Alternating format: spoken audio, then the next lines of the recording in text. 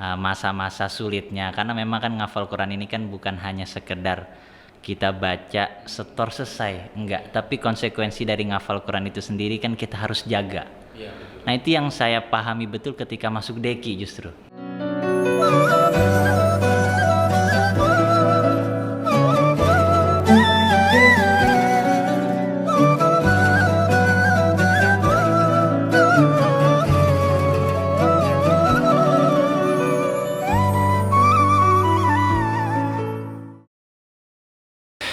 Bismillahirrahmanirrahim. Assalamualaikum warahmatullahi wabarakatuh. Hamdan wa syukron lillahi amma ba'du. Yang saya hormati para pemirsa dimanapun Anda berada.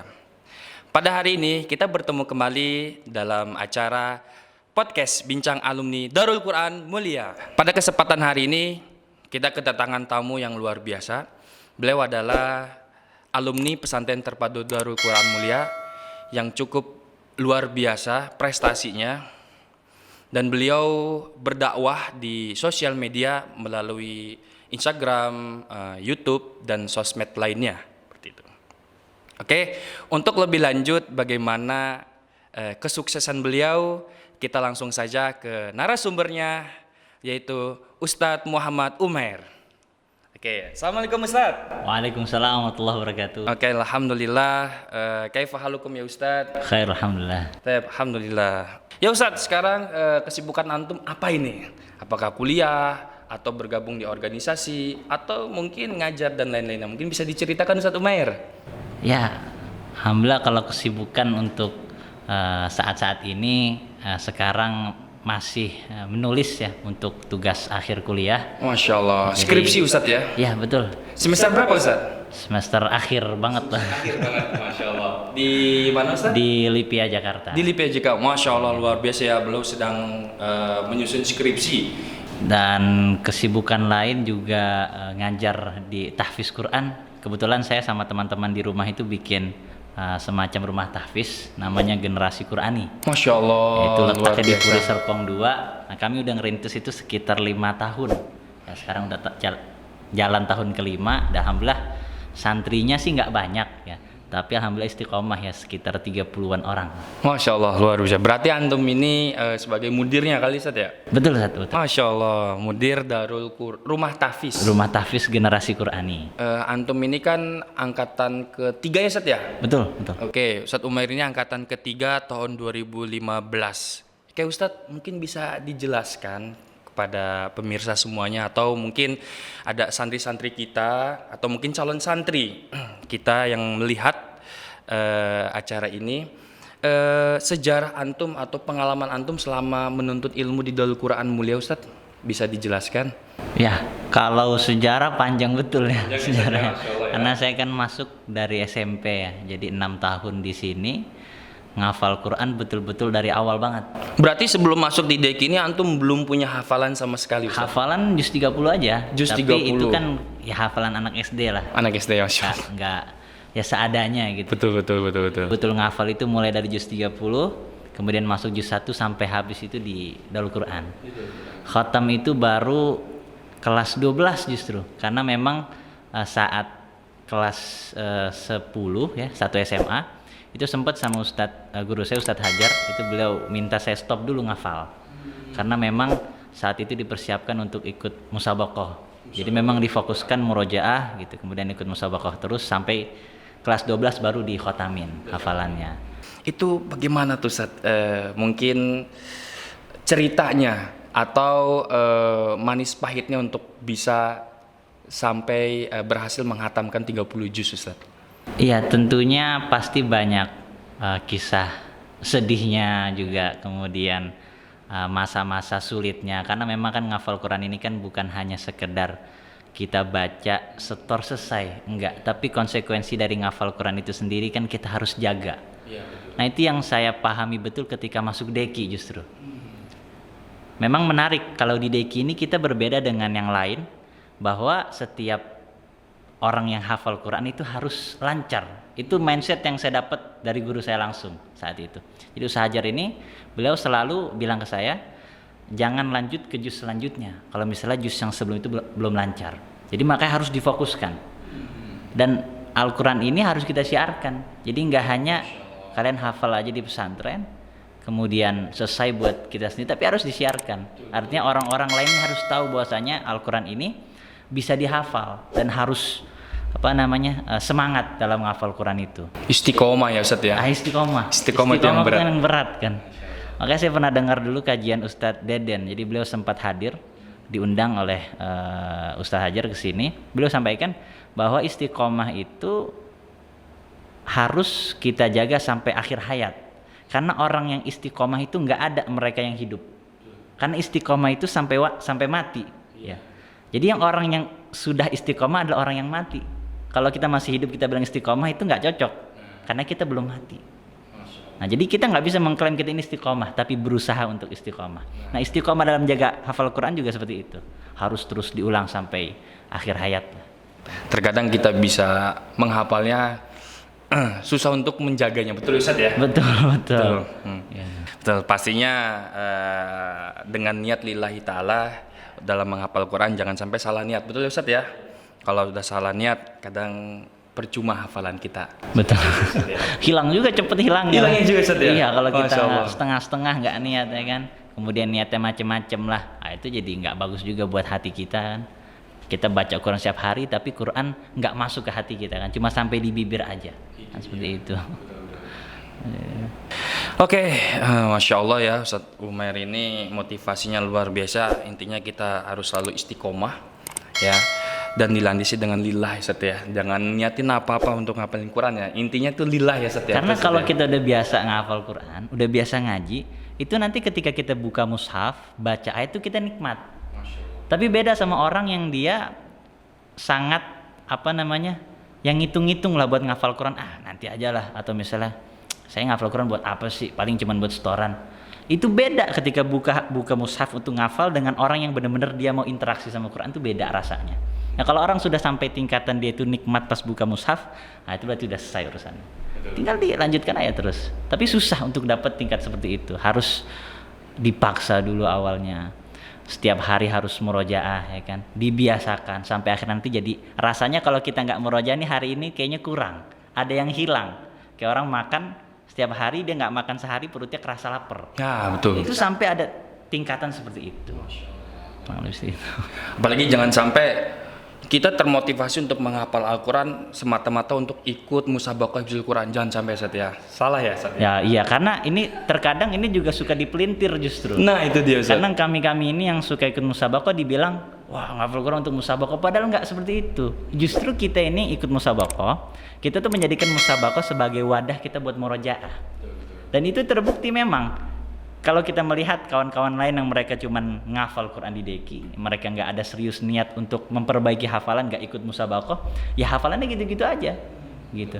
Jadi makanya saya perhatikan anak-anak deki yang dikirim untuk ikut musabaqah, justru mereka itulah yang benar-benar ngafal Qurannya. Jadi cara membuktikan di antara cara realisasi ya, hafalan kita ini benar-benar kita hafal adalah dengan ikut musabaqah. Nah betul. Yang penting intinya jangan salah niat, betul Ustaz ya? Betul. Oke, selanjutnya Ustaz Umair dalam proses hafalan Quran, mungkin ada step-stepnya dalam pengambilan sanad atau mungkin antum sedang mendalami ke tafsir Qurannya seperti itu atau bagaimana Ustaz Umair? Ya, alhamdulillah kalau untuk belajar Quran ya, saya terus laksanakan ya. Artinya kita nggak berhenti ketika selesai lulus pesantren, terus selesai setoran tuh enggak.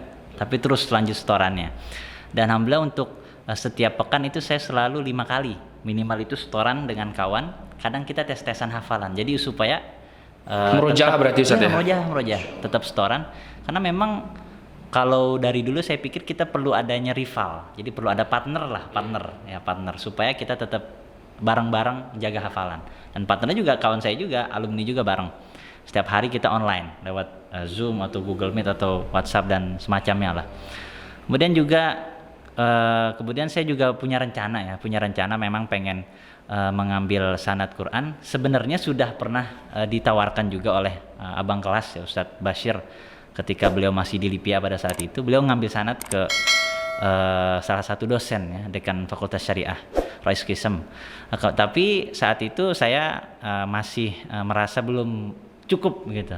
Saya ingin lebih baik dulu lah bacanya, normal dulu, lebih diperbaiki lagi gitu. Dan memang lagi mendalami tafsir juga. Tafsir Quran. Memang Ustaz, ya? dalam 3 tahun terakhir ini selalu fokus di musabaqah cabang tafsir Quran bahasa Arab. Jadi saya setiap kali ikut musabaqah itu bukan hanya sekedar tampil, tapi justru yang saya ambil manfaatnya adalah ketika pembinaan. Jadi ketika pembinaan TC itu saya jumpa dengan orang-orang hebat semua. Di antaranya ada Profesor Dr. Said Agil Munawar yang mantan Menteri Agama tahun 2002. Nah, itu beliau langsung ngebina saya. Kebetulan karena memang keadaan berapa bulan terakhir ini Covid ya.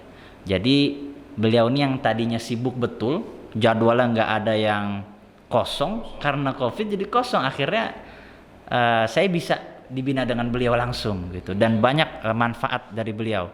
Kemudian juga profesor-profesor dari UIN, itu langsung ngebina saya di bidang tafsir Quran. Di situ saya jadi melihat banyak sekali wawasan ya, luas, karena yang dipelajari di Lipia itu juga sudah banyak sebenarnya, cuman ternyata ketika belajar dari banyak tempat itu kita dapat wawasan ya, manfaatnya jauh lebih banyak lagi. Jadi sekarang ini memang lagi fokus untuk mengkaji tafsir Quran. Tafsir Quran saja. Tadi Ustadz Umer ketika menyampaikan sempat menyebut TC. TC itu apa Ustadz? TC mungkin itu bisa dijelaskan. Bahasa sebenarnya training center ya. Oh, training center. Atau bahasa kita itu pembinaan lah. Pembinaan. Karena kalau setiap kita ikut musabaqah MTQ ya, itu nanti sebelum tampil, kalau misalnya untuk mewakili provinsi ke nasional, itu biasanya ada pembinaannya. Pembinaan. Ada pembinaan. Pembinaan persiapan kali Ustadz. Persiapan untuk menghadapi musabaqah tingkat nasional. Nah, itu nanti saya di situ dites oleh dosen-dosen dari UIN, dari PT IKI, dari IKI. Semua luar biasa, Masya Allah. Berarti sekarang ini Ustadz Umair sedang mendalami tafsir Qurannya dulu Ustadz ya. Tafsir Quran bahasa Arab. Bahasa Arab. Oke, berarti setelahnya baru ke sanad gitu Ustadz ya. Insya Allah. Masya Allah. Mungkin bisa dijelaskan apa itu sanad Ustadz? Ya, sanad Quran ini sebenarnya dalam membaca Al-Quran, kita ini bukanlah belajarnya itu langsung dari mushaf yang kita lihat, tapi ketika belajar membaca Quran itu harus ada gurunya. Nah, makanya ketika Allah Subhanahu Wa Taala menurunkan Al-Quran itu melalui malaikat Jibril dan melalui Nabi Muhammad SAW, kemudian beliau mengajarkan langsung ke para sahabat. Beliau nggak menulis Al-Quran, beliau nggak mengajarkan materi langsung seperti di kelas, tapi ditalaki. Jadi baca langsung, didengarkan, distorkan. Nah, baru nanti yang muridnya ngajarin lagi ke yang lain. Nah, itu yang namanya riwayat sanad. Iya. Nah, makanya orang-orang yang dia punya riwayat sanad Quran, itu riwayatnya sampai ke Rasulullah. Gitu. Jadi cara bacanya itu benar sesuai dengan talaki yang disampaikan oleh Rasulullah. Nah, seperti itulah kira-kira. Jadi memang seharusnya bagi seorang penghafal Quran, ketika dia sudah selesai hafalannya, dia melanjutkan ke tahap itu supaya bacaannya betul-betul lebih punya riwayat sanadnya kuat sampai Rasulullah. Kira-kira seperti itu kali. Oke, intinya kita dalam belajar Al-Quran ini tidak ada habisnya sampai mati. Terus kita baca, kita pahamin, dan kita dakwahkan ya Ustadz ya, seperti itu, agar menjadi barokah dan bisa menjadi dakwah untuk kita semuanya. Oke, Ustadz Umair, selanjutnya Ustadz Umair ini pernah nakal nggak sih dulu ketika pesantren di Deki? Kira-kira solusinya seperti apa biar kembali semangat lagi seperti itu? Mungkin dalam segi hafalan atau mungkin dari segi pendidikannya, akademiknya, dan lain sebagainya. Bisa dijelaskan Ustadz? Ya, kalau nakal, kalau yang sampai dapat hukuman berat tuh nggak pernah. Alhamdulillah nggak pernah ya, sampai botak gitu ya, kalau dulu kan botak ya. Dan semacam itu alhamdulillah nggak pernah. Tapi kalau nakal-nakal ngambil lauk 2 itu biasa. Iya benar-benar ya. Itu kayaknya yang penting nggak ketahuan Ustadz ya. Iya. Gitu. Atau ya telat-telat gitu tuh kan biasa ya, itu biasa. Nah itu paling. Nah kalau misalnya untuk solusinya tadi ya, solusinya supaya kita kembali lagi misalnya semangat kalau udah futur gitu, capek ngafal Quran atau capek belajar, solusinya di antara lain kalau yang saya biasa praktekkan ketika masih santri itu adalah kita diskusi dengan kawan yang memang dia ini punya semangat, yang lagi semangatnya. Nah, kebetulan saya ada beberapa temen yang emang biasa diajak diskusi. Kadang kita suka ngobrol abis maghrib, abis zuhur, itu kan ada waktu sekian menit tuh kan. Sharing berarti Ustaz ya sama sharing, teman ya sharing Ustaz aja. ya. Itu cerita aneh Biar lagi. saling nasihati, saling Nasihati memotivasi gitu. ya Ustaz ya. Apalagi kalau setoran lagi nggak bagus nih kan, kena tegur oleh Ustadz gitu. Tadi setoran nggak enak nih, gimana ya? Kita saling sharing. Nah itu dengan seperti itu kita justru malah menambah semangat gitu, karena kita ngerasa oh orang lain juga ternyata dia berusaha juga gitu. Artinya kita nggak sendiri. Disitulah saya justru malah merasa harus lebih giat lagi, lebih semangat lagi. Masih ada waktu dan kita memang tugasnya pada saat sekolah itu ya harus sekolah yang benar, ngafal Quran yang benar, dan itu masa dimana kita harus melakukan apa yang kita harus, bukan apa yang kita mau.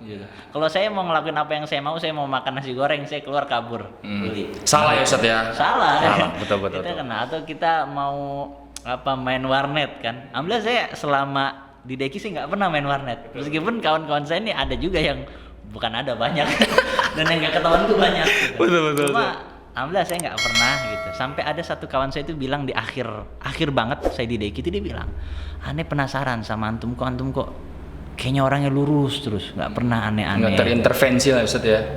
Entah kenapa. Terbawa. Ya betul, nggak pernah ikut-ikutan gitu main PS segala macam. Padahal kawan-kawan yang lain juga pada gitu.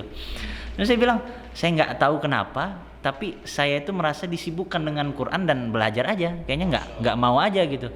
Jadi nggak punya alasan yang bisa dijelaskan dengan detail gitu ya. Tapi kayak ya udah, emang nggak mau aja. Jadi kita punya pendirian sendiri gitu Ustaz ya. Gitu. Mungkin itu taufik dari Allah kayaknya. Masya Allah. Karena kalau kita sendiri nggak mungkin kayak gitu pasti ini. Tapi kalau Allah sudah memberikan taufiknya, maka orang itu akan lurus gitu. Orang itu akan terjaga. Allah Ta'ala kira-kira itu. Betul. Intinya benar-benar niat kesini bukan berarti untuk main-main setia untuk menuntut ilmu. Kalau sudah niatnya udah bagus, baik, lurus, problem-problem atau halangan di jalan itu insya Allah akan pasti ada sih terselesaikan. problem tuh, males tuh pasti ada manusia. Betul, pasti manusiawi. Oke. Jadi sekalian untuk memotivasi teman-teman ya Ustaz ya, teman-teman antum tadi atau ada di kelasnya, bahwasanya dalam menuntut ilmu itu harus benar-benar dilandasi dengan niat ya, niat yang lurus, niat yang baik, walaupun pasti di perjalanan nantinya itu ada sedikit godaan atau goncangan seperti itu Ustaz ya. Oke, selanjutnya Ustaz Umair, kira-kira menurut antum ini apa yang paling berkesan? Apa yang paling berkesan menurut antum di Deki ini Ustaz? Berkesan ya? Berkesan. Apa ya? Mungkin nggak apa-apa berkesannya yang positif ataupun mungkin ada yang sedikit nyeleneh dikit nggak masalah. Iya. Mungkin kalau kesan, ada satu kesan pertama itu ketika saya masih kelas 7 ya, 1 SMP. Itu ketika masuk pesantren itu memang saya itu termasuk yang agak susah ninggalin rumah lah gitu lah. Jadi kangen rumah gitu ya. Saya payah lah dulu itu.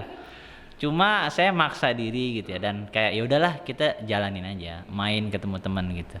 Terus 1 semester jalan, dan setiap semester tuh kita ada MHQ ya.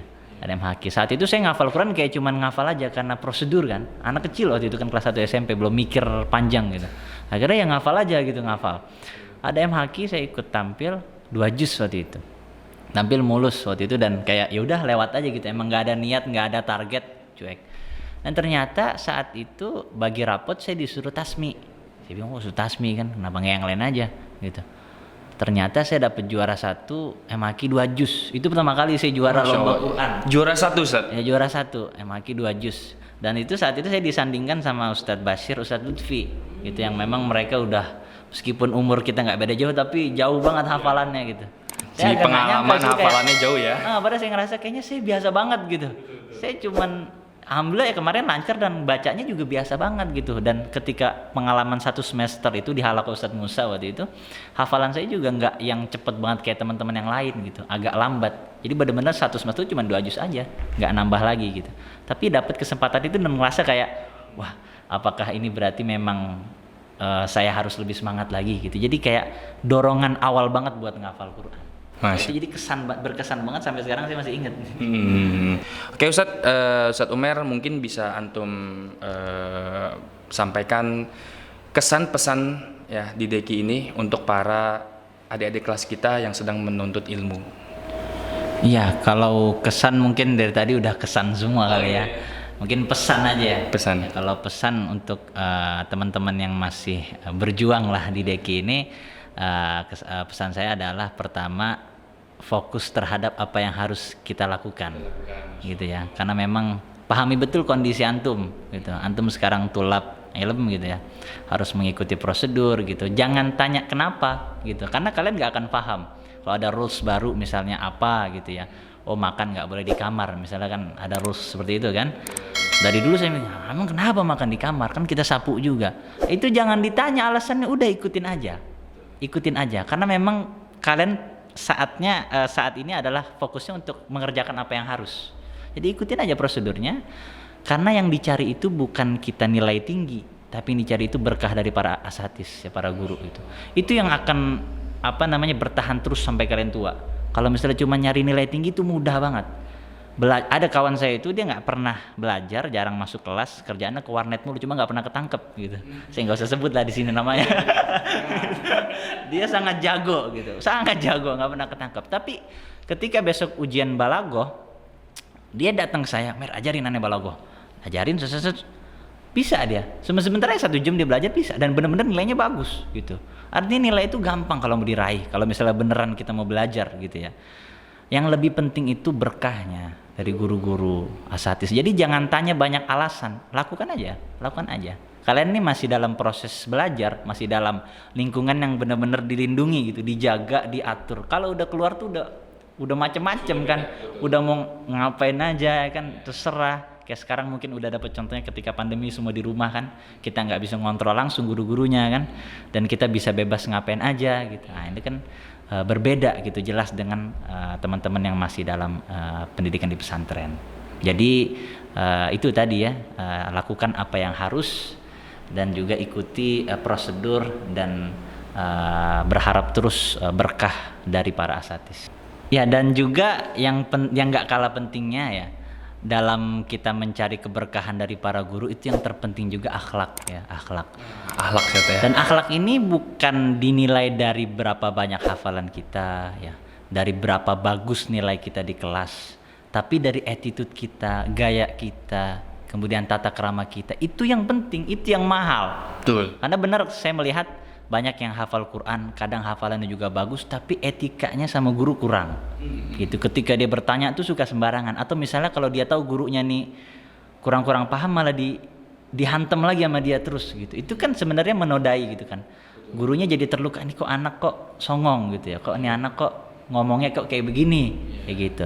Nah, itu harus dijaga karena yang kita cari itu tadi balik lagi bukan nilai tinggi, bukan hafalan bagus, cuman sekedar dibaca doang, tapi attitude. Itu inti dari interaksi kita dengan Al-Qur'an. Jadi interaksi Quran itu bukan hanya sekedar berhenti dihafal, tapi harus ngamalin ya kan, harus kita mensyiarkan. Nah, syiar Quran yang terbaik itu dengan mensyiarkan akhlak kita itu. Masya Allah.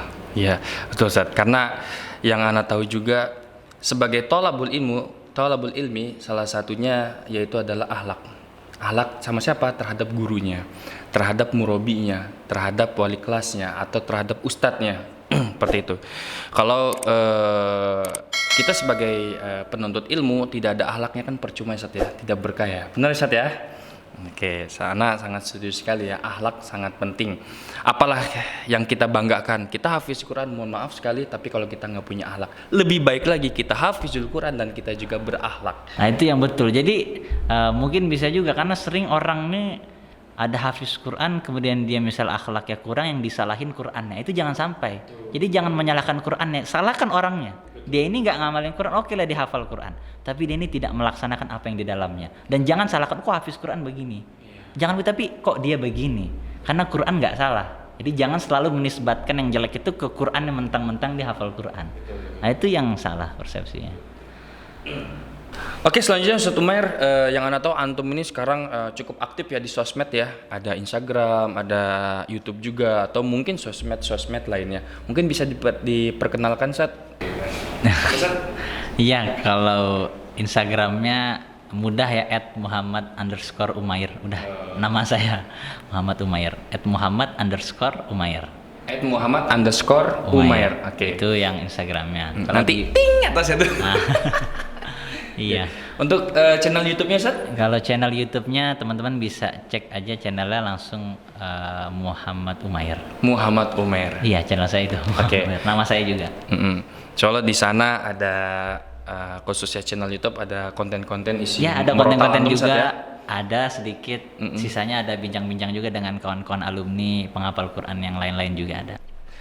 Oke Ustadz Umair, sebagai penutup satu kata buat Deki Ustadz. Satu kata buat Deki, ahlul Quran. Amin. Amin ya rabbal alamin. Ya, buat pemirsa di rumah, ya dimanapun Anda berada, bapak-bapak, ibu-ibu, adik-adik semuanya yang ingin mendaftarkan ya keluarganya, adiknya, ya anaknya di pesantren terpadu Darul Quran Mulia, bisa langsung masuk dan buka link di bawah sini ya, www.psb.darulquran.sch.id ya. Karena insya Allah ya dengan bergabung di Darul Quran ini, insya Allah teman-teman, adik-adik semuanya bisa memperbanyak ya kuantitas berinteraksi dengan Al-Quranul Karim. Masya Allah. Terima kasih Ustadz Umair atas waktunya bisa silaturahim kembali. Ya, sama-sama. Insya Allah kalau lain kesempatan nggak masalah ya, kita undang antum lagi ya. Boleh, untuk insya Allah, sharing-sharing ya sebagai sarana dakwah untuk teman-teman semuanya, dan mudah-mudahan dengan podcast kita ini, bincang kita ini, sharing-sharing kita ini banyak yang termotivasi Ustaz. Amin. Termotivasi dan terinspirasi semuanya, khususnya untuk santri-santri Darul Quran Mulia atau yang sedang mendaftarkan dirinya di pesantren Darul Quran Mulia ini. Akhirul kalam, assalamualaikum warahmatullahi wabarakatuh. Waalaikumsalam.